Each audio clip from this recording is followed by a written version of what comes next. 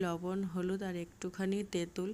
কারণ যখন আমি এটা ছাড়াচ্ছিলাম, পরিষ্কার করছিলাম, তো হাতে না মনে হচ্ছিলো একটু একটু হালকা হালকা চুলকাচ্ছে, তাই আর কি।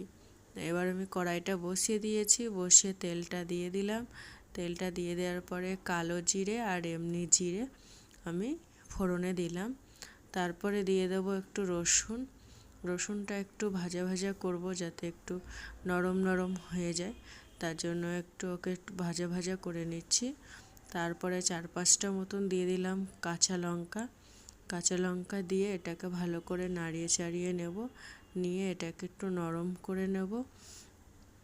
নরম করে যে ঘাটকলগুলো আমি সেদ্ধ করে রেখেছিলাম সেগুলো এবার এর মধ্যে দিয়ে একটু ফ্রাই করে নেব। ফ্রাই করে একটু যাতে জলটা পুরো টেনে নেয় এবং শুকিয়ে যায় ভালো করে। তারপরে দেখো আমার জলটা টেনে নিয়েছে, শুকিয়ে গেছে।